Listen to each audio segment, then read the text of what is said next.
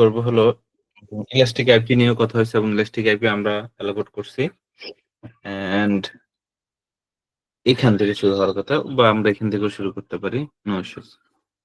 So elastic IP already আপনারা জানেন elastic IP নিয়ে আই থিংক অনেকে কাজ করছেন। তো আমরা যখন ইসি2 ইনস্ট্যান্স স্টপ বা রিবুট করি, আম যাই বা আমরা কিছুক্ষণের জন্য শাটডাউন করে রাখি। আমরা যখন লাগে তখন আমি আবার এটা পাওয়ার অন করব। তখন আসলে পাবলিক আইপিটা চেঞ্জ যাওয়ার সম্ভাবনা খুবই বেশি এবং চেঞ্জ হয়ে যায়। তো এইটার জন্য আসলে ইলাস্টিক আইপি এর সলিউশনটা নিয়ে আসছে। আপনার যদি ফিক্সড আইপি দরকার হয় তাহলে আসলে আপনি ইলাস্টিক আইপি নিতে হবে। And elastic IP is a public IP before you can own as long as you want. I mean, if you don't want to delete this.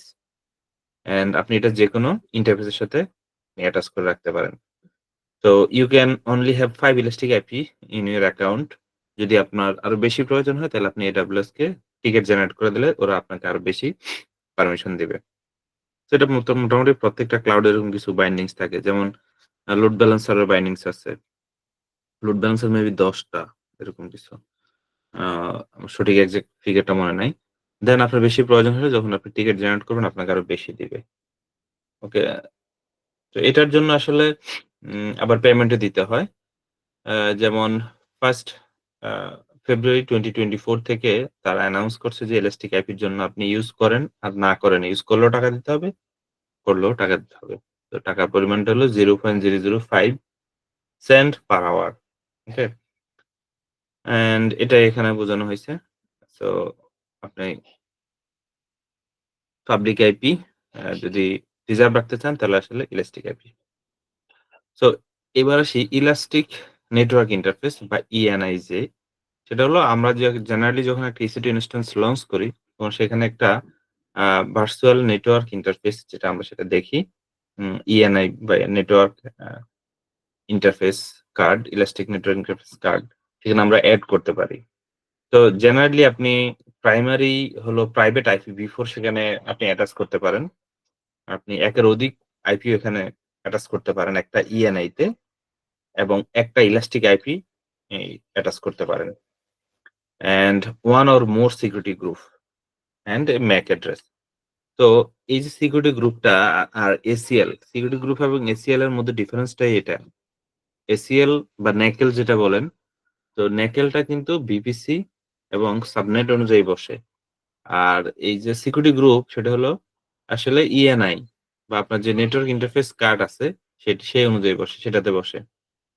তো এসিএল ব্যবহারটা খুব সেনসিটিভ, ন্যাকেল ব্যবহারটা। কারণ এটা এন্টায়ার নেটওয়ার্ককে ইফেক্ট করে। আর ওই বিপিসিতে বা ওই সাবনেটে যত রিসোর্স আছে সবগুলোর উপরে ইফেক্ট করে। তো যদি আপনি এরকম প্রপার ইউটিলাইজেশন করতে না পারেন, তাহলে এন্টায়ার নেটওয়ার্কে ইস্যু হবে। রাদার দ্যান দ্যাট আপনি যদি সিকিউরিটি গ্রুপ ইউজ করেন তাহলে এটা পার রিসোর্স অনুযায়ী এটা অ্যাডপ্ট করবে। অথবা পার রিসোর্স অনুযায়ী আপনি এটা সেট করতে পারেন। তো এটা মোর সেফ দেন ন্যাকেল। তো ন্যাকেল একদম আ আ স্ট্রিক্টলি যদি কোন কিছু পুরো এন্টায়ার নেটওয়ার্কের উপরে আপনি ইম্পোজ করতে চান, তখন আসলে ন্যাকেল ব্যবহার করবেন। আদারওয়াইজ সিকিউরিটি গ্রুপ প্রেফার করি।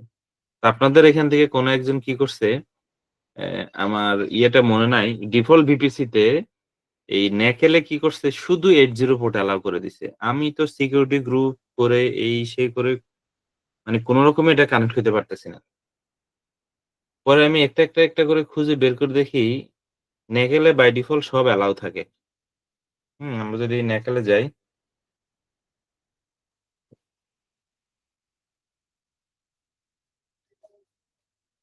নেটওয়ার্ক অ্যাক্সেস লিস্ট এখানে দেখেন বাই ডিফল্ট সব অ্যালাও থাকে।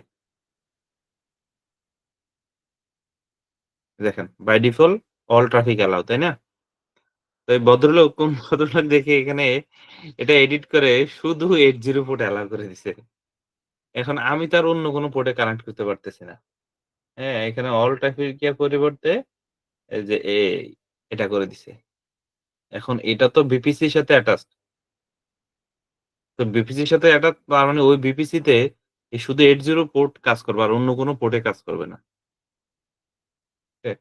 এটা আসলে আমার অনেক টাইম নষ্ট করছে এটা খুঁজে বের করতে। আমি এটা আসলে চিন্তা করি নাই যে ওইখানে এটা হইতে পারে। ওকে। সো আমরা এখন এই ইলাস্টিক আইপি আমরা কিভাবে ইউজ করে এবং সেগুলো আমরা কিভাবে EC2 তে অ্যাটাচ করতে পারি, প্লাস ইএনআই তে ইলাস্টিক নেটওয়ার্ক ইন্টারফেস কিভাবে আমরা কানেক্ট করব সেটা দেখব। তো তার আগে প্রাইভেট এবং পাবলিক আইপি সম্পর্কে আপনাদের একটা ছোট্ট ব্রিফ দেই। আপনারা অলরেডি জানেন অনেকে এখানে সিস্টেমের নেটওয়ার্কে আছেন এবং প্রোগ্রামিং এর যারা আছেন তারা আই থিংক এতটুকু জানেন। আপনাদের আমি একবার রিভিউ করছি। তো public IP. Public IP means that machine can be identified on the internet.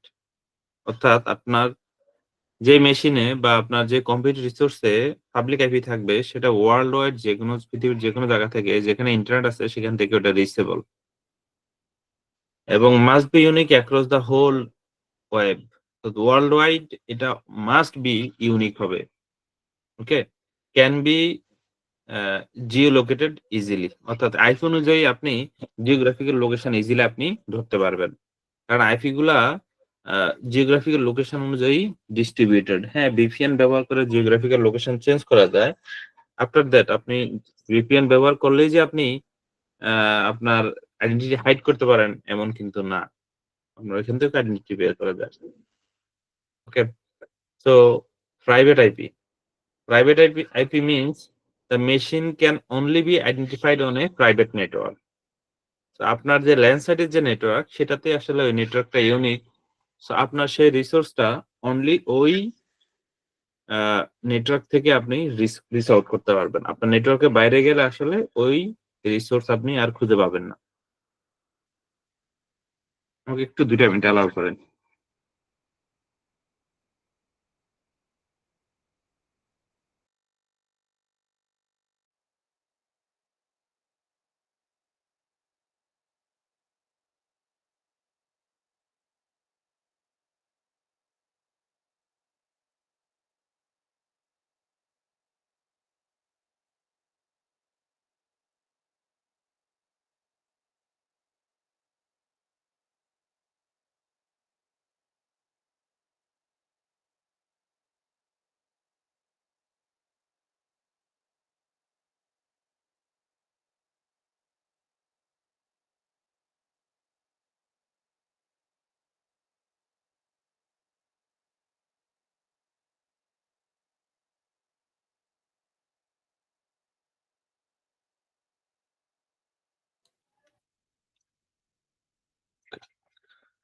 Okay, so the IP must be unique across the private network. আপনার প্রাইভেট নেটওয়ার্কে আইপি এটা ইউনিক হইতে পারে। কিন্তু আপনার নেটওয়ার্কের বাইরে গেলে অর্থাৎ আপনার ল্যান এর বাইরে গেলে আইপি আসলে ইউনিক না। ইভেন আপনি আর খুঁজে পাবেন না। কারণ সেম নেটওয়ার্ক যদি different same IP different network হলে আসলে এটার আ কোনো সমস্যা নাই। But 2 different private network, 2 companies can have the same IP যেটাই মাত্র বললাম আসলে। যে ২ টা ডিফারেন্ট নেটওয়ার্কে সেম আইপি থাকতে পারে প্রাইভেট নেটওয়ার্কে বাট পাবলিক নেটওয়ার্কে কখনো থাকতে পারে না। So machine connect to WWE using net or internet gateway. তো আপনাকে ইন্টারনেট গেটওয়ে বা নেট গেটওয়ে ইউজ করে আপনাকে এই প্রাইভেট আইপি থেকে আপনাকে ইন্টারনেট অ্যাক্সেস করতে হবে। তো only a specified range of IP can be used in a private IP. আমরা জানি যে আমরা ৩ টা ক্লাসের কিছু আইপি ইউজ করতে পারি অ্যাজ এ প্রাইভেট আইপি হিসাবে। So it's very limited. A, B এবং C এই ৩ টা ক্লাসের কিছু আইপি আমরা অনলি প্রাইভেট আইপি হিসেবে আমাদের ইন্টারনাল নেটওয়ার্ক আমরা ইউজ করে আমাদের TCP/IP কমিউনিকেশন এর জন্য আমরা ব্যবহার করতে পারি। ওকে? সো এবার আসেন আমরা আ এই যে ENI, elastic network interface, elastic IP এবং সেটা কিভাবে অ্যাটাচ করে সেটা আমরা দেখব। তো আমরা ১ম এ একটা আ EC2 ইনস্ট্যান্স ক্রিয়েট করে নেই।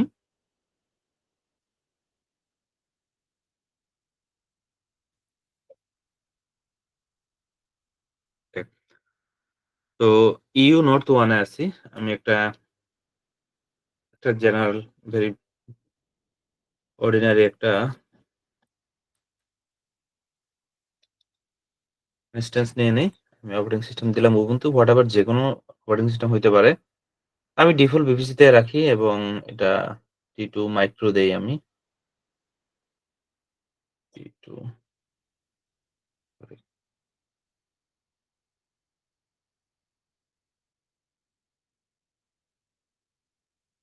T2 গেল কোথায়?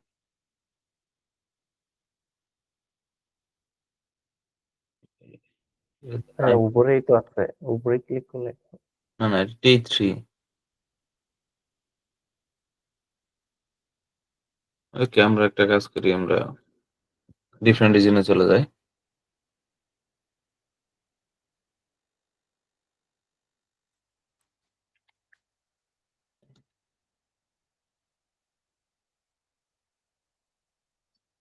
ওকে, এখানে T2 মাইক্রো আছে। ওই রিজনে ছিল না ওই মুহূর্তে হয়তো। ওকে, অ্যান্ড কি পেয়ার আমরা আচ্ছা, আচ্ছা, আমাদের কানেক্ট হওয়ার দরকার নাই। একটা দিয়ে দেই আপাতত। অ্যান্ড নেটওয়ার্ক ইন্টারফেস যেটা আছে বাই ডিফল্ট যেটা থাকবে, বিবিসি ডিফল্ট নেটওয়ার্ক আমরা রাখলাম। সিকিউরিটি গ্রুপ আমাদের কোনো কাজ নাই। অ্যাজ ইট ইজ যা আছে আমরা তাই রেখে দিলাম। অ্যান্ড অ্যাডভান্স নেটওয়ার্কে না, আমাদের কোনো কিছু লাগবে না আর। ওকে, তো বাই ডিফল্ট সে পাবলিক আইপি পেয়ে যাবে।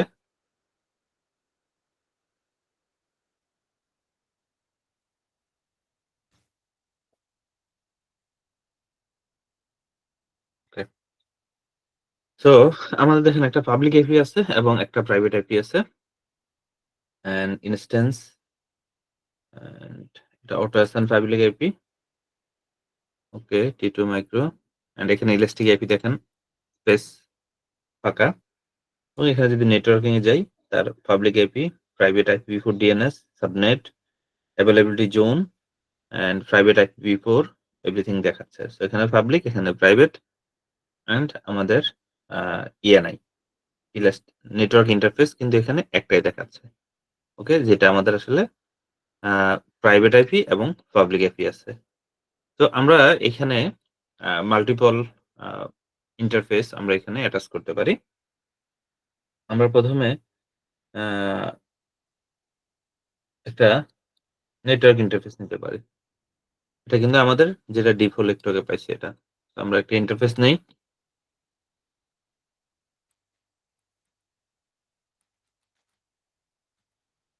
ওকে? অ্যান্ড obviously আপনার সাবনেট এখানে ডিফাইন করতে হবে। তো আমি আসলে ভুলে গেছি কোন সাবনেট এটা আছে।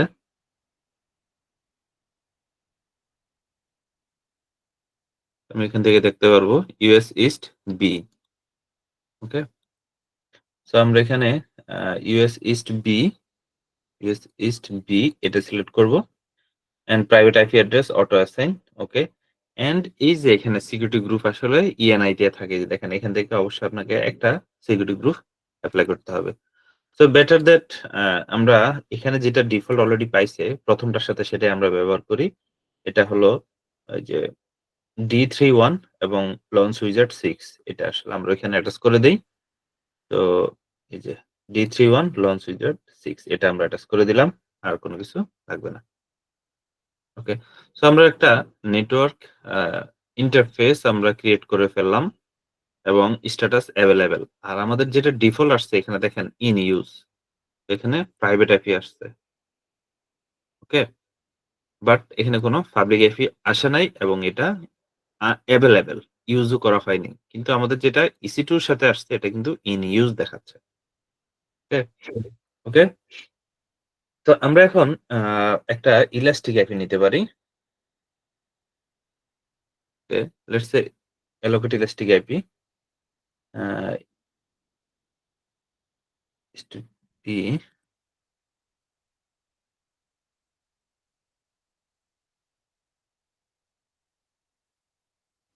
ওকে, সবগুলাতে পারবো আমার মনে হচ্ছে। দেখি। ওকে। একটা আইপি আমরা এখানে allocate করে নিছি। এটা আমাদের আইপি।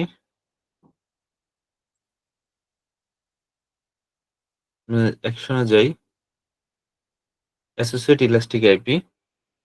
এই যে আমরা associate elastic IP এখানে আমরা কার সাথে আইপিটা আমরা অ্যাটাচ করব? তো আমরা ইনস্ট্যান্স এর সাথে অ্যাটাচ করতে পারি অথবা আমরা আ আ ইন্টারফেস এর সাথে অ্যাটাচ করতে পারবো। সো আমাদের যেটা 2nd ইন্টারফেস সেখানে আমরা এটা অ্যাটাচ করতে পারবো। আমাদের 2nd ইন্টারফেস কোনটা? আ ENI কই? নেটওয়ার্ক ইন্টারফেস এটা। তো আমাদের 2nd ইন্টারফেস হলো আ এই যে এটা। ওয়েব সার্ভার 1 ENI এবং তার ENI নাম্বার কত? এই যে 7F7 তো 7F7 এটা এন্ড প্রাইভেট আইপি তার অলরেডি ডিটেক্ট করে নিয়েছি যখন আমি এখানে তার ENI সিলেক্ট করেছি। ওকে? সো আমাদের কি হলো এখন? আমাদের ইলাস্টিক আইপিটা আমাদের ওই যে ENI আছে সেখানে আসলে অ্যাটাচ হয়ে গেছে যে এখানে। আমরা যদি এটা রিফ্রেশ দেই, আশা করি এখানে চলে আসবে। দেখেন চলে আসছে। ওকে? যে আমাদের এইটা হলো পাবলিক আইপি যেটা আমরা ইলাস্টিক আইপি হিসেবে নিচ্ছি।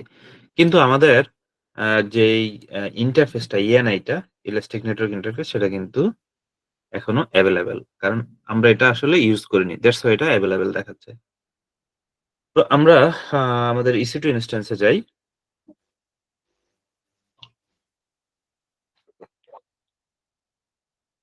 EC2 ইনস্ট্যান্স অ্যান্ড এখান থেকে আমরা এটা অ্যাটাচ করে নিতে পারি। অ্যাকশন অ্যান্ড এখানে অ্যাটাচ নেটওয়ার্ক ইন্টারফেস। এখানে আমাদের BPC অ্যান্ড নেটওয়ার্ক ইন্টারফেস এই যে আমরা যেটা ক্রিয়েট করলাম সেটা অ্যান্ড অ্যাটাচ। ওকে? সো আমাদের এখন এই ইনস্ট্যান্স EC2 ইনস্ট্যান্স এ দেখেন এই যে ইলাস্টিক আইপি দেখাচ্ছে এবং প্রাইভেট আইপি ২ টা দেখাচ্ছে। এবং আমরা যদি নেটওয়ার্কিং এ যাই, এখানে দেখেন ২ টা ENI দেখাচ্ছে। রাইট? কি ক্লিয়ার? তো এটা স্টেপটা কিন্তু একটু মানে উল্টাপাল্টা করা যাবে না। নাহলে ঝামেলায় পড়বেন। ঝামেলায় পড়বেন বলতে আ অ্যাটাচ করতে একটু ঝামেলা হবে। তো আপনার ১ম এ আপনার যদি ENI লাগে ENI নিবেন। আপনার যদি ইলাস্টিক আইপি লাগে সেটা নিতে পারেন। ENI নিলে যে ইলাস্টিক আইপি নিতে হবে তা কিন্তু না। তো কি কিছু বলতে চাচ্ছিলেন? হ্যাঁ ভাই, ইউনিটে আমরা আসলে ইউজ কেসটা একটু বলবেন কেন বললাম? আপনার একটা সার্ভারে একটা LAN কার্ডই থাকে না। যারা বেয়ার মেটাল ইউজ করছেন তারা হয়তো দেখছেন। ৪-৫ টা মিনিমাম থাকে। তো আপনার হিউজ ট্রাফিক যখন আপনার আ সার্ভারে ইন আউট দরকার হয়, হিউজ ট্রাফিক হ্যান্ডেল করার দরকার হয়। তখন অ্যাকচুয়ালি এরকম মাল্টিপল আইপি দরকার হয় এবং মাল্টিপল ইন্টারফেস আপনার মাল্টিপল আইপি থাকবে। মানে আপনার মাল্টিপল আইডেন্টিটি আপনি প্রুভ করতে পারেন। আমার রিকোয়েস্ট গুলো মাল্টিপল ইন্টারফেস দিয়ে যাবে, এই তো? বুঝি নাই। আবার বলেন? রিকোয়েস্ট গুলো মাল্টিপল ইন্টারফেস দিয়ে যাবে। সেটা ডিপেন্ড করে আপনার কনফিগারেশন এর উপরে।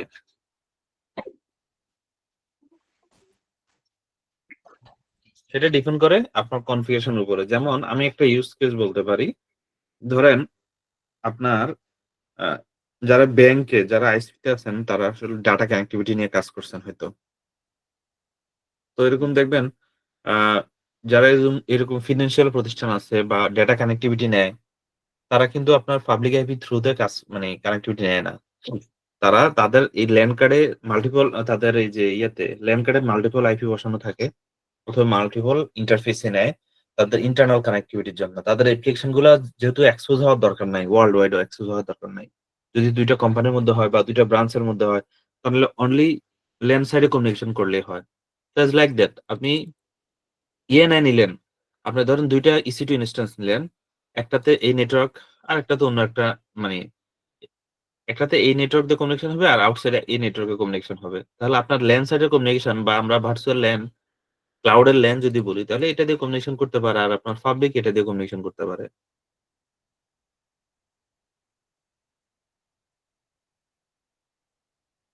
বুঝতে পারছেন? হ্যাঁ ভাই, বুঝতে পারছি। সো এখানে কারো কোনো কোয়েশ্চেন আছে আর? যে elastic IP, elastic network interface এবং কিভাবে অ্যালোকেট করে, কিভাবে অ্যাটাচ করে?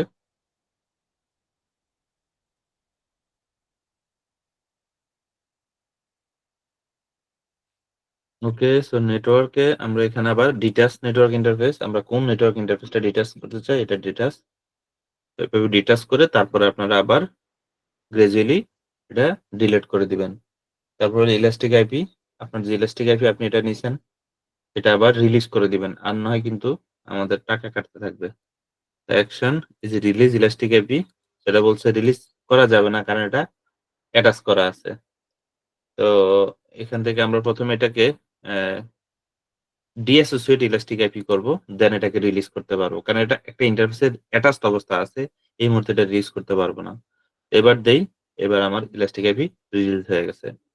সো অনেক সময় হয় কি আপনারা তাড়াহুড়োর কারণে দেখেন যে একবার একটা এরর দিলে আপনারা স্কিপ করে চলে যান। ওই রিসোর্সটা থেকে যায় আসলে। তো এররটা কি জন্য দিছে এটা একটু বুঝার চেষ্টা করবেন। এটা যদি মাইন্ড ম্যাপ করতে পারবেন তাহলে আপনার Terraform এ কিন্তু এটা হেল্প হবে। কারণ Terraform আপনি লিখবেন আ মানে আপনি মনে করেন যে এপ্লাই আর ডিলিট দিলে হয়ে যাবে তা না। তার ডিপেন্ডেন্সি গুলো যদি ঠিকমতো না লেখেন তাহলে কিন্তু Terraform ও ডিলিট হয় না। তো এগুলো একটু মনে রাখবেন। দেন এবার আমি নেটওয়ার্ক ইন্টারফেস ডিলিট করে দিতে পারি। আমার রানিং ইনস্ট্যান্স এর নেটওয়ার্ক ইন্টারফেস কিন্তু আমি ডিলিট করতে পারব না। লাইক আমার ডিফল্ট ইএনআই ছিল এটা, যেটা রানিং আছে যেটা। আমি এটা কিন্তু ডিলিট করতে পারব না। অ্যাকশন যদি ডিলিট দেই কারণ সেটা রানিং এই মুহূর্তে পারব না। তো এবার এটা দেখি এটা আমরা আমরা মনে হয় ডিএসোসিয়েট করছি। এবার আমরা যদি ডিলিট করি ডিএসোসিয়েট অ্যাড্রেস ওকে না অ্যাসোসিয়েট নাই এজন্য এটা দেখাচ্ছে না।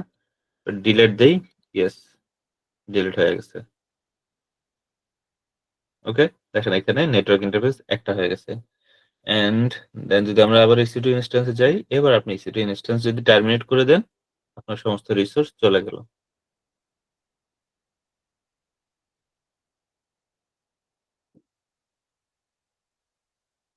ওকে? ডান। সো সবার কাছে একটু রিকোয়েস্ট থাকবে এভাবে একটু ইউজ করবেন রিসোর্স গুলা। আপনারা যতক্ষণ প্র্যাকটিস করেন দ্যাটস গুড। প্র্যাকটিসও যতটা আসলে মিনিমাম ইউজ কম করা যায়, অ্যা চেষ্টা করবেন আরকি। ওকে। সো আমাদের ইএনআই ইলাস্টিক আইপি ডান। এবার আসি প্লেসমেন্ট গ্রুপ। প্লেসমেন্ট গ্রুপ এটা খুবই আ অনেক সময় ইউজ কেস আছে এটার। আ খুব একটা আসলে আ ইউজ হয় না আফটার দ্যাট এটা আপনাদের আ জানা উচিত। বা দেখে যেতে আবার এমন মনে হয় না যে আমরা এটা তো মানে খুব কাছের জিনিস কিন্তু আমাদেরকে বা কমন জিনিস আমাদেরকে পড়ালো না। এইজন্য আসলে আমি এটা এড করছি। So in AWS placement group is a logical group of instance with an specific availability zone. It determines how Amazon EC2 instance are placed on underlying hardware. তো আপনি যে EC2 ইনস্ট্যান্স গুলো নিছেন, এরা কিন্তু randomly AWS আপনাকে place করে দিচ্ছে। আপনার কোনো আসলে আপনি হয়তো হ্যাঁ, আপনার স্পেক আপনি চুজ করতে পারতেছেন। বা আপনার EC2 ইনস্ট্যান্স এ কোন র‍্যাকে থাকবে, এক র‍্যাকে কটা থাকবে, একই র‍্যাকে থাকবে কিনা, এগুলা কিন্তু আপনি আসলে কোন ধরনের কন্ট্রোল নাই। এটা AWS itself করে দিচ্ছে। তো প্লেসমেন্ট গ্রুপ আর most beneficial for application that require high speed, low latency communication between instance. তো it determine how Amazon EC2 instance are placed in the underline hardware. তো এই যে ভিএম গুলো আমরা তৈরি করতেছি এগুলো তো আসলে ভিএম EC2 ইনস্ট্যান্স। তো এই ভিএম গুলা হার্ডওয়্যার উপরে কিভাবে বসবে বা হার্ডওয়্যার উপরে কিভাবে ক্রিয়েট হবে সেটা এই প্লেসমেন্ট গ্রুপে আসলে ডিসিশনটা নেয়। তো প্লেসমেন্ট গ্রুপ মোস্ট বেনিফিশিয়াল কি জন্য? যদি অ্যাপ্লিকেশনের high speed, low latency communication দরকার হয়। ২ টা অ্যাপ্লিকেশনের মধ্যে যদি ভেরি হাই স্পিডে কমিউনিকেশন দরকার হয় এবং লো লেটেন্সির মধ্যে তো আসলে আপনাকে এই প্লেসমেন্ট গ্রুপ দিয়ে আপনাকে এটা অ্যালোকেট করতে হবে। সো এই প্লেসমেন্ট গ্রুপটা ৩ ধরনের। ক্লাস্টার প্লেসমেন্ট গ্রুপ, তারপরে স্প্রেড প্লেসমেন্ট গ্রুপ, এটা হলো পার্টিশন প্লেসমেন্ট গ্রুপ। তো এখানে ৩ টা প্লেসমেন্ট গ্রুপের একটা ছবি দেওয়া হইছে। এখানে দেখেন cluster placement group in the same rack, same ability zone. একটা র‍্যাকের মধ্যে আপনাকে সবগুলা EC2 ইনস্ট্যান্স দিবে। Shared placement group EC2 east 1 same availability জোনে কিন্তু ডিফারেন্ট সার্ভারে, ডিফারেন্ট ডেটা সেন্টারে। Okay? And partition placement group হলো আপনাকে একটা অ্যাভেইলেবিলিটি জোনেই আপনাকে ডিফারেন্ট পার্টিশনে রাখবে আপনার ডাটা রিডান্ডেন্সির জন্য। তো এখানে কিন্তু একটার মধ্যে সেম র‍্যাকের মধ্যে সেম অ্যাভেইলেবিলিটি জোন। আর এখানে হলো একটা অ্যাভেইলেবিলিটি জোনের মধ্যে ৩ টা র‍্যাকের মধ্যে বা ৩ টা পার্টিশনে।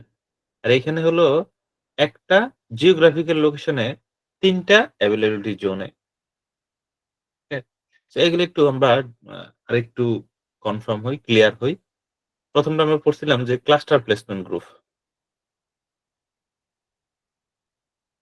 আপনারা AWS এর কিন্তু খুব ভালো, ভালো ডকুমেন্টেশন আছে। একটু পড়তে হয়। দেখেন আমি সার্চ দিছি আর একদম AWS এর ডকুমেন্টেশনটাই আসছে। তো যে প্লেসমেন্ট এগুলো কি এখন একটা বিপিসি আন্ডারে নিতে হবে? মানে আমি তো মাল্টিপল ইনস্ট্যান্স যখন নিই একটা বিপিসি নিই। 100% সবকিছুই VPC-র আন্ডারে হবে। সবকিছুই VPC-র আন্ডারে হবে। ওকে? তো দেখেন এই যে প্লেসমেন্ট গ্রুপ নিয়ে অনেক কিছু আছে। মানে AWS itself করে রাখছে। একটু পড়াশোনা করতে হবে। এই যে বাট আমি একদম খুব হাই লেভেলের ওভারভিউ দেওয়ার চেষ্টা করতেছি। মানে কারো যদি কেউ যদি সময় পান, ইন্টারেস্ট পান, এগুলো একটু পড়েন। যে ক্লাস্টার পার্টিশন, স্প্রেড এগুলোই আসলে। ওকে। আমি খুব হাই লেভেলে বোঝানোর চেষ্টা করতেছি। যাতে এট লিস্ট আপনাদের ধারণা থাকে। বাট ডিপ ড্রাইভ দেওয়া আপনাদের দায়িত্ব। আমি ধরায় দিচ্ছি, ডিপ ড্রাইভ দিবেন আপনারা। So cluster placement group. To deploy all EC2 instance within a single rack. It ensure instances are placed close together often in the same rack. অর্থাৎ একটা র্যাকের মধ্যে একটা সিঙ্গেল র্যাকের মধ্যে আপনার সব আপনার EC2 ইনস্ট্যান্স গুলা থাকবে। মানে ভেরি হাই নেটওয়ার্ক স্পিড পাবে যখন EC2 instance two EC2 instance combination করে ২ টা EC2 ইনস্ট্যান্স এর মধ্যে, নট আউটসাইড অফ ওয়ার্ল্ড। তো আপনি সেক্ষেত্রে ক্লাস্টার প্লেসমেন্ট গ্রুপ চুজ করতে পারেন। Use case high performance computing SPC workload. High performance computing যেটাকে বলা হয় এসপিসি ওয়ার্কলোডের কারণে আপনি যদি হয় রিকোয়ারমেন্টস হয় তাহলে আপনি এটা ইউজ করতে পারেন। Application require fast low latency communication. কি feature? Instance are place within the same ability zone, open in the same rack or adjacent rack for high speed communication. Instance benefit from a single digit microsecond latency. এটা হলো মূল কথা। আপনি যখন একটা instance থেকে আরেকটা ইনস্ট্যান্সে পিং দিবেন, তার লেটেন্সি হবে সিঙ্গেল ডিজিট মাইক্রোসেকেন্ড। তো এইটাই হলো ক্লাস্টার প্লেসমেন্টের আসলে বেনিফিট।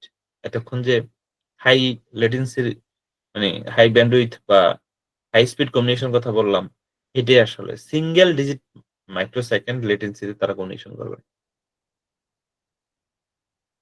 এটা হলো ক্লাস্টার প্লেসমেন্ট গ্রুপে। সো এটা একটা লিমিটেশন আছে। Limited to a single availability zone.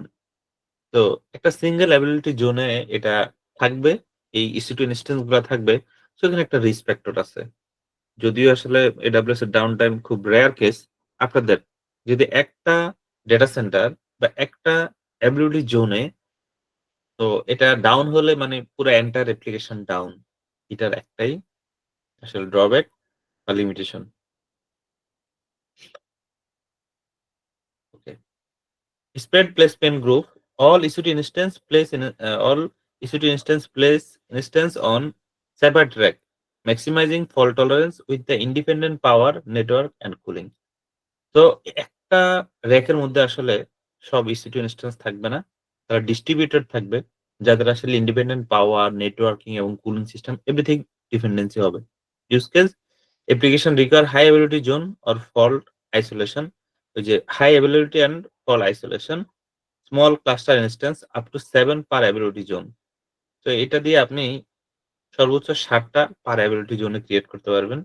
কি ফিচার হলো each instance is a place on a distant rack to minimize correlated failures. অর্থাৎ আপনি একটা জিওগ্রাফিক্যাল লোকেশনে একটা অ্যাবিলিটি জোনে রাখতে পারেন। আপনাদের ডিফারেন্ট র‍্যাকে থাকলে আপনার এট লিস্ট কিছুটা হলেও আপনার save. Support up to 7 running instance per ability জোনে। আপনি মাত্র ৭ টা ইনস্ট্যান্স রান রাখতে পারেন একটা অ্যাভেইলেবিলিটি জোনে। বাট আপনি মাল্টিপল অ্যাভেইলেবিলিটি জোনে multiple span placement group create করতে পারেন। Can span multiple availability zone with a region যেটা বললাম। আপনি মাল্টিপল জোনে আপনি শেয়ার্ড প্লেসমেন্ট গ্রুপ ক্রিয়েট করতে পারেন। Limitation not ideal for workload needed high throughput low latency communication এর জন্য এটা আসলে রিকমেন্ডেড না। And partition placement group last one. A partition placement group isolated instance into separate rack, minimizing impact of the rack failure. Use case fault tolerance application require hardware isolation between partition system that need to span multiple availability zone ও যেটা আসলে এই ছবি দেখে বোঝা যায়। Okay. So এটা আসলে span হইতে পারে, ডিফারেন্ট অ্যাভেইলেবিলিটি জোনও হইতে পারে। Instance in a partition do not share the same rack. তারা কখনো same rack, same power, same hardware use করবে না এবং multiple ability zone in the same region use করবে। Support up to 7। এটাও একটা অ্যাবিলিটি জোনে ৭ টা সর্বোচ্চ প্লেসমেন্ট গ্রুপ সাপোর্ট করবে। আচ্ছা। And limitation no ideal for not ideal for workload needed high throughput low latency. আপনাদের এগুলার ইউজ কেস আছে, নাই বললে ভুল হবে। তো আমরা এখন এগুলা দেখবো, ল্যাব দেখবো এটা কিভাবে আমরা প্লেসমেন্ট গ্রুপ ক্রিয়েট করতে পারি। তো এটা একটা কমন ফিচার আমাদের একদম আমাদের সামনেই থাকে কিন্তু আমরা আসলে এটা দেখি না। অনেক কিছুটি ইনস্ট্যান্স ক্রিয়েট করেন বা ইউজ করেন।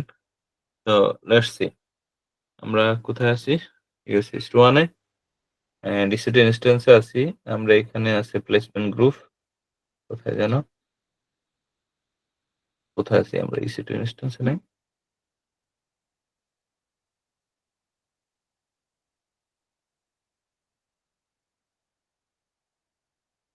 এই যে প্লেসমেন্ট গ্রুপ।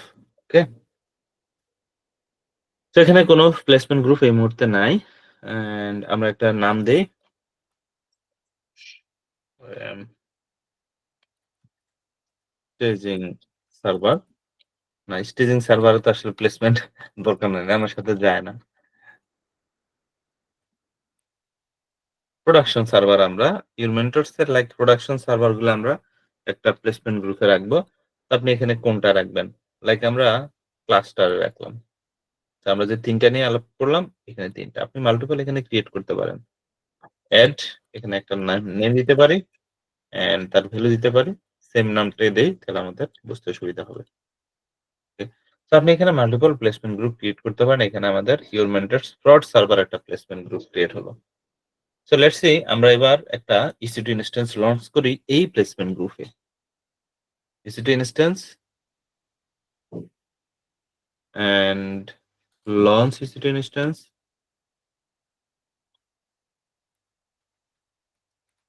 ওয়েব সার্ভার,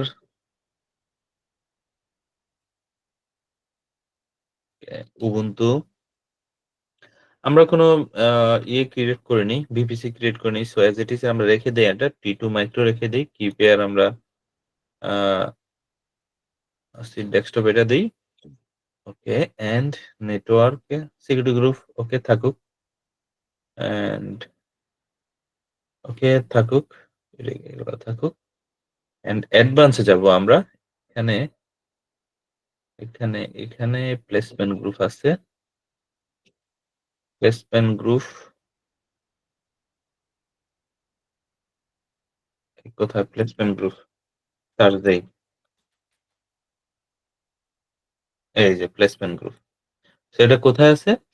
এই যে অ্যাডভান্সের এখানে যদি কোনো কিছু খুঁজে না পান এভাবে সার্চ দিবেন, পেয়ে যাবেন। তো প্লেসমেন্ট গ্রুপে আমরা দেখি আমরা যে প্লেসমেন্ট গ্রুপটা ক্রিয়েট করছি যে এটা।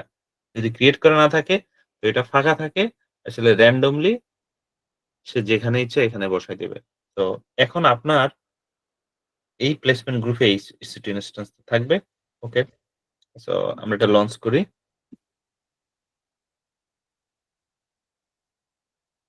কি বলছে? Cluster placement group are not supported T2 micro instance style.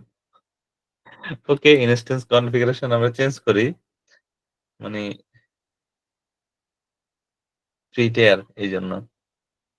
Okay, T2 medium support করে কিনা? Let's try. ওইটা সাপোর্ট করে না। ওকে, আমরা চেঞ্জ করি।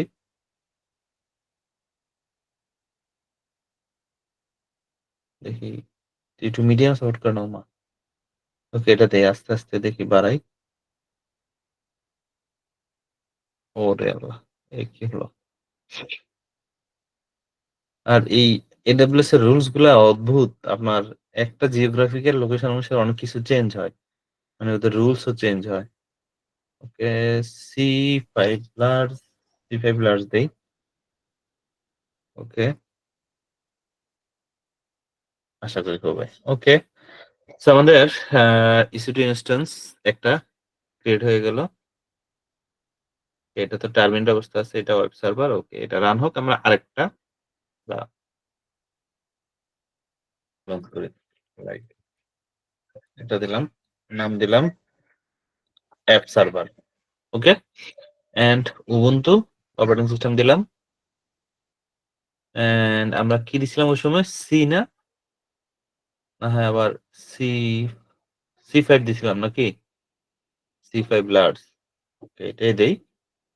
অ্যান্ড কিপেয়ার না see desktop network interface as it is যা আছে তাই থাকুক। অ্যাডভান্স এ গিয়ে আমরা শুধু সেম প্লেসমেন্ট গ্রুপ দিব। তাহলে কি হবে? আ এই যে প্লেসমেন্ট গ্রুপ আমরা সেম দিব। তাহলে এখন কি হবে? এই যে আমরা ২ টা EC2 ইনস্ট্যান্স নিলাম। ২ টা কিন্তু একই র‍্যাকে পড়বে। কারণ আমরা ক্লাস্টার প্লেসমেন্ট গ্রুপ এই যে প্লেসমেন্ট গ্রুপটা ক্রিয়েট করছি, আমরা যখন ক্রিয়েট করি তখন তার টাইপটা ছিল ক্লাস্টার প্লেসমেন্ট গ্রুপ।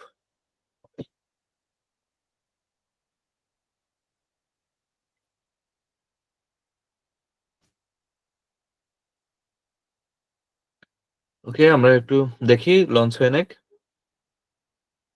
শুধু রানিং গুলা দেখি কনফিউজিং লাগে না হয়। আপনারা কি আছেন? কথা বলেন কিন্তু মাঝে, মাঝে, হ্যাঁ?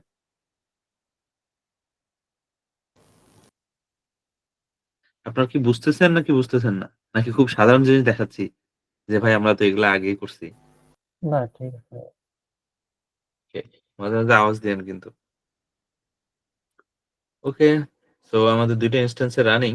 এখন আমরা ২ টাতে একটা হলো ওয়েব সার্ভার, আরেকটা হলো আমাদের অ্যাপ সার্ভার। ওকে? অ্যান্ড আমরা যদি আইপি দেখি, এটার আইপি হলো 2217 অ্যান্ড এটা হলো 2392। ওকে, আমরা কানেক্ট করি। অ্যান্ড আমরা এখান থেকে কানেক্ট হয়ে যাই। এটা এখান থেকে কানেক্ট হয়ে যাই। ওকে। আমরা যেটা করতে হবে আমরা পিং অ্যালাউ করি নাই। ২ টার মধ্যে আমরা পিং দিয়ে দেখবো আসলে। টার্গেট হলো ২ টা সেম সিকিউরিটি গ্রুপে আছে কিনা সেটা আগে আমি চেক করে নেই। সিকিউরিটি গ্রুপ লঞ্চ উইজার্ড 9 এবং আই থিংক কি সিকিউরিটি গ্রুপে নাই। অ্যান্ড এটা কি? ওয়েব সার্ভার সিকিউরিটি গ্রুপ এটা 8। ওকে, আফটার দ্যাট আমরা ২ টাতে আমরা আইসিএমপি টা অ্যালাউ করে দেই যেকোনো জায়গা থেকে এখন। একটা হলে সুবিধা হইতো। তো অ অল আইসিএমপি IPv4 যেকোনো জায়গা থেকে অ্যালাউ করে যাতে। আর এখানেও সেম আমরা এই সিকিউরিটি গ্রুপে আমরা এটা এড করে দেই। ওই সিকিউরিটি গ্রুপটা এটা। এখানে এসে আমরা ইনবাউন্ড রুলে এড এটার মধ্যে আমরা all ICMP IPv4 anywhere and so এখানে আমাদের একটা EC2 ইনস্ট্যান্স যেটার আইপি হলো 2392 যেটা আসলে আমরা আ এটা 93 কার বলা যায়।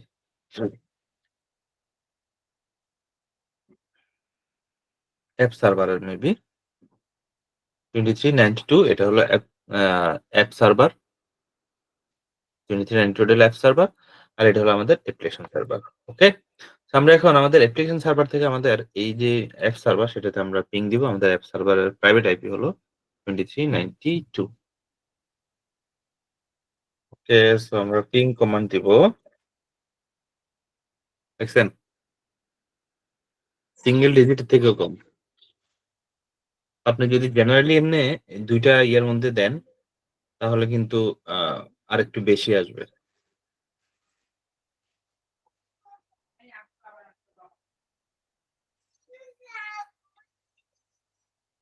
আপনারা এগুলো ট্রাই করতে পারেন। আর ডিফারেন্ট জিওগ্রাফিক্যাল লোকেশন এ এভাবে বা ডিফারেন্ট এভেইলেবিলিটি জোন আপনার ইনস্ট্যান্স ক্রিয়েট করে ফায়ারওয়ালে ২ টা আইসিএমপি অ্যালাউ করে দিবেন। তারপরে পিং লিখবেন। দেখবেন তাহলে একটু ডিফারেন্সটা আসলে বুঝতে পারবেন। ঠিক আছে? সো এটা আসলে প্লেসমেন্ট গ্রুপের কারণেই এত লো লেটেন্সি সম্ভব। কারণ হলো আমরা ক্লাস্টার যেহেতু সিলেক্ট করছি তার মানে সব একই র‍্যাকের মধ্যে আসলে সে প্লেস হইছে। এই যে same rack. That's why. Okay? তো এবার আসেন EC2 ইনস্ট্যান্স এর storage system and EBS volume আপনারা অনেকের নাম শুনছেন। Elastic block storage volume is a network drive you can attach on your instance while they run. So আপনার EC2 ইনস্ট্যান্সে আপনার ডিফল্ট 8 জিবি স্টোরেজ থাকে। আপনি চাইলে এটা ডিফল্ট বাড়ায় নিতে পারেন। বাট এটা ফিক্সড ওই EC2 ইনস্ট্যান্সের জন্য। এটার কিন্তু আর কোনো নড়াচড়া নাই, মুভমেন্ট নাই। কিন্তু আপনি যদি একটা ইলাস্টিক ভলিউম নেন, ইভিএস নেন, ইলাস্টিক ব্লক স্টোরেজ নেন, সেটা আপনি চাইলে যেকোনো EC2 ইনস্ট্যান্স এ আপনি মাউন্ট করতে পারেন বা স্ন্যাপশট নিয়ে সেম ইনস্ট্যান্স, সেম ভলিউম আপনি অন্য EC2 ইনস্ট্যান্স আপনি অ্যাটাচ করে দিতে পারেন। আপনারা হয়তো কোয়েশ্চেন করতে পারেন যে, আমি তো যখন EC2 ইনস্ট্যান্স লঞ্চ করি তখন আমি একটু বাড়ায় নেই, তাইলে তো সমস্যার সমাধান। ওই যে বললাম, এটা তো ফিক্স। এটাকে নিয়ে এটা আপনি অন্য জায়গায় আর কিছু করতে পারবেন না। কিন্তু আপনি যদি ইভিএস ভলিউম নেন, আপনি এটা মাল্টিপল জায়গায় আপনি এটা অ্যাটাচ করতে পারেন। তো আমরা একটা রাখি আরেকটা ডিলিট করে দেই। আরেকটা আমাদের লাগবে।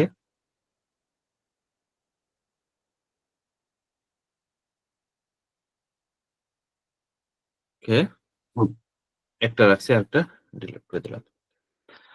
So it allow you to instance to persist data even after the termination. তো আপনার EC2 ইনস্ট্যান্স টার্মিনেট করে দেওয়ার পর আপনার ডেটা কিন্তু পারসিস্ট থাকবে। কারণ আপনার যেই ভলিউমটা সেটা আপনি কোথাও মাউন্ট করছেন।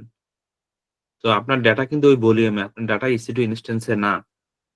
জেনারেলি আপনি EC2 ইনস্ট্যান্স এ যখন ডাটা রাখবেন, সেটা যদি হারায়া যায়, সেটা যদি ডেস্ট্রয় হয়, সেটা যদি ক্রাশ করে, তাহলে কিন্তু আপনার ডাটাও ক্রাশ, আপনার ডাটাও নাই।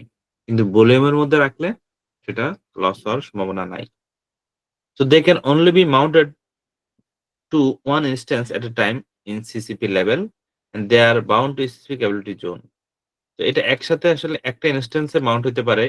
বাট কিছু, কিছু টাইপ আছে যেগুলো মাল্টিপল EC2 ইনস্ট্যান্স এ মাউন্ট হইতে পারে। ইভেন ওটা আপনি চাইলে মাল্টিপল ইনস্ট্যান্স এ একসাথেও মাউন্ট করতে পারবেন ABS টা। বাট অপশনটাতে ক্লিক করে দিতে হবে। অ্যান্ড শুধু মাউন্ট করলে হবে না। মাউন্ট করার পরে আপনি যদি সিঙ্ক করতে চান সেটাও সম্ভব। Data sync.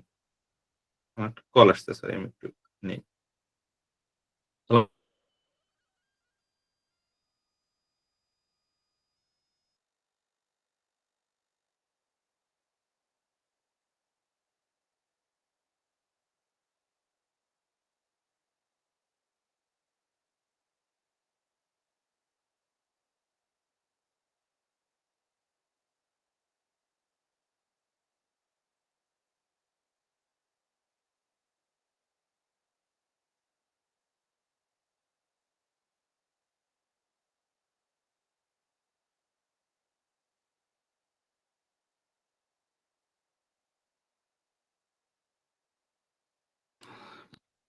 So by default আপনি একটা ইনস্ট্যান্স এ মাউন্ট করতে পারবেন। কিন্তু আপনি চাইলে এটা মাল্টিপল ইনস্ট্যান্স এ মাউন্ট করতে পারেন। ইভেন মাল্টিপল ইনস্ট্যান্স এ মাউন্ট করার পরে যদি আপনি মনে করেন যে সেম ডাটা ২ টা ইনস্ট্যান্স আপনি সিঙ্ক করবেন সেটাও সম্ভব। Okay? And they are bound to specific ability zone. So এখানে স্পেসিফিক অ্যাবিলিটি জোন এ এটা বাউন্ড থাকে। তো এই যে EC2 আ EBS ভলিউম এর কথা বললাম, এই EBS ভলিউম ৬ ধরনের। GP2 or GP3 যেটা এটা আসলে SSD, General Purpose SSD, volume that balance in price and performance for a wide variety of workload. So GP2 এবং GP3 এটা আসলে জেনারেল পারপোজ ইউজ এর জন্য SSD। এটা যে কমন যে ওয়ার্কলোড গুলো আছে যেখানে হাই রিড রাইট পারফরম্যান্স এর দরকার নাই। জেনারেল SSD সেগুলোর জন্য আপনি ইউজ করতে পারেন। অ্যান্ড I1, I2 এগুলোকে বলা হয় block express SSD, highest performance SSD volume that mission critical low latency or high throughput workload এর জন্য আসলে এই টাইপের স্টোরেজ সিলেক্ট করা হয়। I1 এবং IO2। ST1 হলো HDD যেটা লো কস্ট, আসলে এটা আসলে ইউজ কেস এখন নাই বা হ্যাঁ, প্রয়োজন আছে। যেমন আপনি S3 বাকেটে বা এই ধরনের যেখানে ডাটা হিউজ রাখতে হয়। তো আমার মনে হচ্ছে এই EC2 সরি S3 র যেই বিভিন্ন টার্মস গুলা আছে ওইখানে HDD ইউজ করে। যেমন ওই যে গ্লেশিয়ার বা ডিপ গ্লেশিয়ার ওইখানে আসলে SSD ইউজ হয় না। সাধারণত কস্ট ইফেক্টিভ করতে হলে এই ধরনের পলিসি করতে হবে। আমরা যখন S3 করব তখন এগুলা আসলে এই যে প্রাইসটা কিভাবে হয় তখন আরো বুঝবো এগুলা। তো ST1 যেটা হলো HDD, low cost HDD volume designated for frequently access and throughput and intensive ওয়ার্কলোডের জন্য আসলে ইউজ করা হয়। অ্যান্ড SC1 এইচডিডি তাও again low cost HDD volume designated for less frequently access. এটা মানে আরো পারফরম্যান্স আরো কম। EBS ভলিউম আর characterized in size, throughput, IOPS and only IOPS per second. অর্থাৎ এই যে ভলিউম গুলা ক্যাটেগরাইজ করা হয়েছে এগুলো আসলে থ্রটপুট এবং IOPS অর্থাৎ রিড রাইট পারফরম্যান্স যে পার সেকেন্ড এই অনুযায়ী তাদেরকে ক্যাটেগরাইজ করা হয়েছে এবং IO1 এবং IO2 এগুলো হলো block express can be used in boot volume or যেখানে ডাটাবেস থাকে যেখানে হাই ভলিউমের ডাটা একসাথে রিড রাইট প্রয়োজন হয় সেখানে আসলে IO1 এবং IO2 ইউজ করা হয়। জেনারেলি আমরা GP2 এবং GP3 ইউজ করি। বাট যেখানে খুবই high volume data read write হয় একসাথে সেখানে I1 এবং IO2 ইউজ করা হয়। তো এইখানে আপনারা আ আরেকটু দেখতে পারেন AWS এ আরো এগুলো আরো ডিটেইলস দিছে। EBS ভলিউমে যদি যান,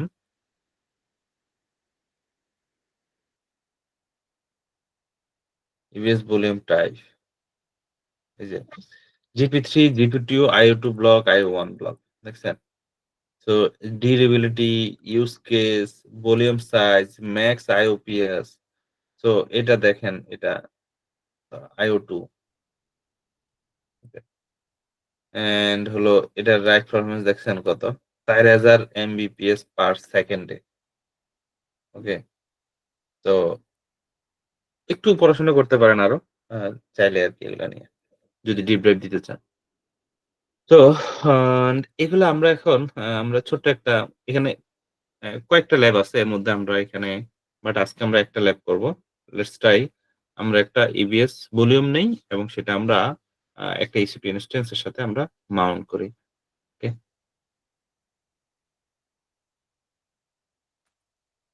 সো আপনার লিনাক্স এর কমান্ড গুলো মনে আছে? আমরা লিনাক্স যেগুলো শিখছিলাম পার্টিশনিং যে মনে আছে সবার? জি ভাই মনে আছে। ওকে, গ্রেট। বাট মনে EBS মনে এ না আরো থাকলে একটা আরেকটু ইজি। ডকুমেন্ট আছে, ডকুমেন্ট হ্যাঁ, রিভিউ। হ্যাঁ, বুঝি নাই। ওই যদি মনে না থাকে ডকুমেন্ট করে রাখছি তো ডকুমেন্টে একটু চোখ বুলালে মনে পড়ে আরকি। গ্রেট। ওকে। তো আমরা EC2 ইনস্ট্যান্স এ আসি। এবার এই যে ভলিউমস এ আসি। তো এখানে একটা ভলিউম ইনএভেইলেবল অর্থাৎ এটা আনইউজড অবস্থায় আছে। এটা আমি ডিলিট করে দেই।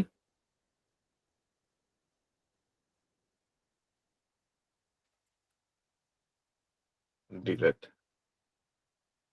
EBS নিয়ে আপনাদেরকে একটা খুব মানে খুব অ্যাডভান্স লেভেলের একটা দেখাবো। আ ল্যাব দেখাবো। সেটা হলো গ্লাস্টার এফএস দিয়ে যেটা বলছিলাম যে সিঙ্ক হয় ডাটা এবং ওই যে জিপি আ IO2 দিয়ে। আমার গিটের মধ্যে এটার অলরেডি আমি উঠায় রাখছি ডকুমেন্টেশনটা। আপনাদের আমি লিংক দিয়ে দিচ্ছি।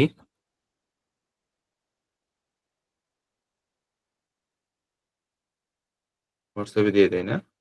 এটা আজকে দেখাবো না। বাট কোনটা ইবিএস ভলিউম স্ন্যাপস? না না এটা এটা আপনার গিটহাব অলরেডি খোলা আছে তো? বুঝি নাই। আর এখন যেটা করব সেটা হলো আমরা অন এই নিচেরটা এখন করব। আচ্ছা, হুম, হুম। বুঝতে পারছি। বুঝি নাই। অলরেডি অন করা আছে আমার গিটহাবটা আপনার ইয়েটা আরকি রিপোটা। এটা ও দেখতেছিলাম আচ্ছা, আচ্ছা। একটু আগে। ওকে এই যে EVS বলে মাল্টি অ্যাটাচ যেটা এটার কথা বলছিলাম। এই যে এটা। এটা একটু ভালো করে ডকুমেন্টেশন করছি। যাতে আপনারা ইজিলি করতে পারেন। এটা একটু বড়। ডোন্ট ওরি আমরা শিখব। ওকে। তো আমরা একটা ভলিউম ১ম এ নেই। And create volume. তো এখানে আসলে আপনার যে EC2 ইনস্ট্যান্স আছে এই যে GP3 বাই ডিফল্ট হয়। আমরা যে পড়ছিলাম IPS 3000 size 8 GB by default থাকে। ওকে? তো এবার আমরা যদি ক্রিয়েট করি অ্যান্ড একটা মিনিট।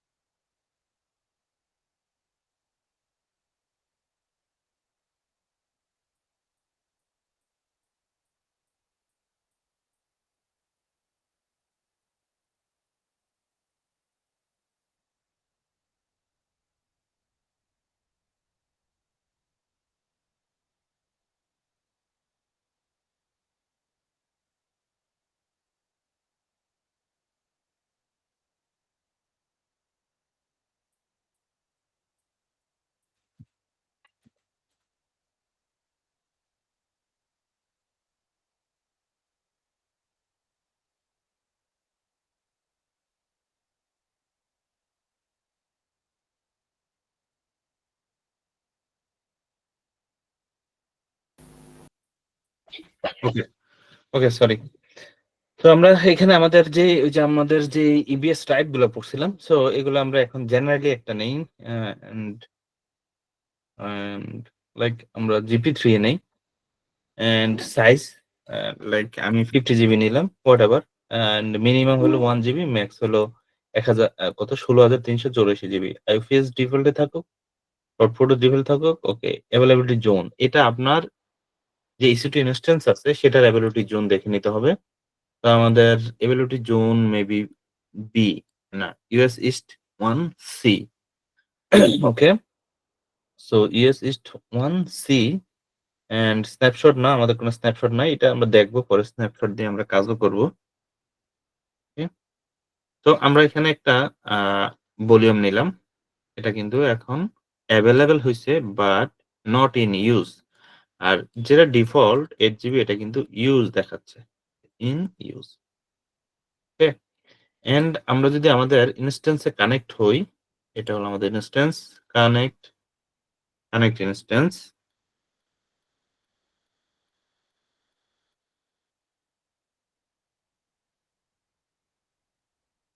ওকে, সো আমরা যদি sudo ls blk, এটা হলো আমাদের যেই ডিফল্ট 8 জিবি আমাদের যে ডিস্কটা NVMe E0N1, এটা আমাদের যে 8 GB.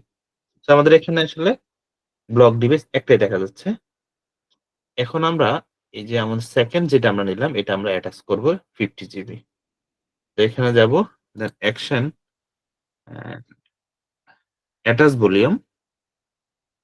Okay, and instance name, কোন ইনস্ট্যান্স আসলে আমরা এটা অ্যাটাচ করব। তো এটাতে অ্যাটাচ করব। এন্ড এখানে যে রিকমেন্ডেড একটা ডিভাইসের নাম দেওয়া লাগবে। এখানে বলে দিচ্ছে আপনি কিন্তু ডেভ এসডি অ্যাপ থেকে পি এর মধ্যে চুজ করতে হবে। অর্থাৎ আপনি এই এফ এর পরের থেকে চুজ করতে হবে। এগুলো কাজ হবে না। এগুলো একরকম যাবে যে name Linux SD 1 for root volume বলে দিছে এখানে। তো আপনি এফ থেকে পি এর মধ্যে চুজ করতে হবে। তো লাইক আমরা এসডি এফ ই দিলাম, প্রথমটাই দিলাম। ওকে, সো এবার দেখেন এখানে আপনার ভলিউম এবার কিন্তু ইউজড হয়ে গেছে, in use. Okay, encryption no, ঠিক আছে, পারফেক্ট। এবার যদি আমরা আমাদের ইসি2 ইনস্ট্যান্সে শুধু lsbl কে দেই, দেখেন এটা কিন্তু আমাদের চলে আসছে। ওকে, তো আগেরটা হলো যেটা ডিফল্ট ছিল, আমি একটু বড় করি। তো যেটা ডিফল্ট ছিল সেটা হলো NVMe 0N1, আর যেটা আমরা পরে অ্যাটাচ করছি সেটা হলো NVMe 1N1, রাইট? তো এখন এটা আসলে এ কোনো পার্টিশন নাই। এটা আমরা জাস্ট আ আ ই অ্যাটাচ করছি। এটা এখনো কোনো কাজের জিনিস হয় নাই। ওকে? তো আমরা sudo disk -l দেই আমাদের লজিক্যাল যেই ডিস্ক গুলা, এই যে এটা আমরা পরে অ্যাটাচ করছি। dev NVMe 1N1, এটা। ওকে? সো আমরা এটা আ লেটস আমরা এটার আ ফাইল টাইপটা কি? এটা আমরা একটু চেক করে নেই। যদিও আমরা জানি আমরা এটা মাত্র অ্যাটাচ করছি, এটা আসলে কোনো ফাইল টাইপে নাই। এটা ডেটা। এটা আসলে কোনো ফাইল টাইপে নাই। এবার আমরা এটাকে XFS এ কনভার্ট করব। এটাকেই, তো কমান্ড গুলো আমার ওই শিটে দেওয়া আছে। আপনারা দেখে নিবেন। এটা কিন্তু ফরম্যাট হয়ে গেছে। এবার যদি আমরা আবার দেই, এবার কিন্তু বলছে যে হ্যাঁ, XFS ফাইল সিস্টেমের মধ্যে আমার এটা আছে। সো AWS ইজি, অনেক কিছু করতে হয় না। ওকে, অ্যান্ড এবার আমরা একটা ডিরেক্টরি তৈরি করি যার মধ্যে আসলে এই 50 জিবি যে ব্লক স্টোরেজ আছে সেটা আমরা আ মাউন্ট করব। তো মাইডাটা নামে একটা আ আমি ডিরেক্টরি ক্রিয়েট করলাম। যেটাতে আসলে আমাদের যেই ব্লক স্টোরেজটা আছে অর্থাৎ ডেব NVMe 1N1 সেটা আমরা মাইডাটার মধ্যে এখন মাউন্ট করে দিব। ওকে? এবার যদি আমরা df স্পেস -h দেই, দেখেন NVMe কোথায় মাউন্ট হইছে? /my data। cd/my data যদি যাই এবার, and আমি এখানে শুধু টাচ todayclass.txt আমি এখানে ক্রিয়েট করতে পারছি। ওকে, আমি মাই ডেটার মধ্যে আছি এবং আমার যে স্টোরেজ আছে সেটা দেখাচ্ছে। ওকে, সো এটা হলো আপনার এই যে ব্লক ডিভাইস কিভাবে আপনার সার্ভার আপনি অ্যাটাচ করতে পারেন। So it's not permanent. এটা এখন যদি রিবুট খায় তাহলে কি হবে? এটা ডিটাচ হয়ে যাবে। সো পার্মানেন্টলি মাউন্ট করতে হলে কি করতে হবে মনে আছে? আমাদেরকে এফএস ট্যাবে এন্ট্রি দিতে হবে, তাই না? তো এফএস ট্যাবে এন্ট্রি দেওয়ার জন্য আ বেস্ট প্র্যাকটিসটা কি? ইউইআইডি যেটা সেটা বের করে নেওয়া, দেন ইটিসি এফএস ট্যাবে গিয়ে সেটা এন্ট্রি দিয়ে দেওয়া। আমরা এই কমান্ড দিয়ে আমরা ইউইআইডিটা বের করতে পারি। দেন আমরা আমাদের এফএস ট্যাবে এন্ট্রি দিয়ে দিতে পারি। তো এটার আরো কয়েকটা ইউজ কেস আছে। ইউজ কেস আছে বলতে যেমন আমরা এটাকে স্ন্যাপশট নিতে পারি। স্ন্যাপশট নিয়ে এটাকে আমরা আবার ভলিউমে কনভার্ট করতে পারি। কনভার্ট করে আমরা অন্য একটা EC2 তে আমরা মাউন্ট করতে পারি। দেখবো যে আমাদের সেম যে ডাটা অর্থাৎ আমি যে এইমাত্র টুডে ক্লাস txt এর যে ক্রিয়েট করছি সেটাও আমাদের সেকেন্ড EC2 ইনস্ট্যান্সও সেটা চলে গেছে। মানে চলে গেছে বলতে আমরা মাউন্ট করছি এবং পাবো। ওকে। সো আমি আজকে এখানেই রাখতে চাচ্ছি। আগামী ক্লাসে আমরা এই যে স্ন্যাপশট এবং ভলিউম অ্যাটাচ অন্য EC2 ইনস্ট্যান্সে সেটা করব। পাশাপাশি আমরা আ এই যে গ্লাস্টার এফএস দিয়ে EBS multi attach with data replication এই ল্যাবটা করব এবং সামনে আরো কি ল্যাব আছে দেখি। ও শেষে ভাই আপনার ক্লাস তো বুধবারই হবে না? না, আমার ক্লাস ২ দিন। শুক্রবার আছে না? শুক্রবারে ওই স্ক্রিপ্টিং ক্লাসগুলো তাহলে রবিবারে শুধু? হ্যাঁ, স্ক্রিপ্টিং ক্লাসটা শুধু রবিবারে। দাঁড়ান আমি এখনই কনফার্ম করে দিচ্ছি। ঠিক আছে ভাই। এখনই কনফার্ম করে দিচ্ছি। রাইট। আমার শুধু বুধবার আর হলো শুক্রবার। ঠিক আছে? আর স্ক্রিপ্টিং হলো সানডে, রবিবার। সো হোপফুলি আ আমরা আ শুক্রবারে অনেক বড় ২-৩ টা ল্যাব দেখব, ৩ টা ল্যাব দেখব। কি? আবার বলতেছি EC2 অটো স্কেলিং গ্রুপ। কার জন্য অটো স্কেলিং গ্রুপের সমস্যা ছিল, পাবলিক আইপি দিয়ে কানেক্ট হয় না। এটা আমরা দেখব। অটো স্কেলিং গ্রুপ দেখব। দেন হলো EBS volume multi attach with application দেখব। আ অ্যান্ড স্ন্যাপশট দিয়ে কিভাবে ইয়ে করে সেটা দেখব। সো যতটুকু দেখালাম একটু প্র্যাকটিস করেন। এই তো।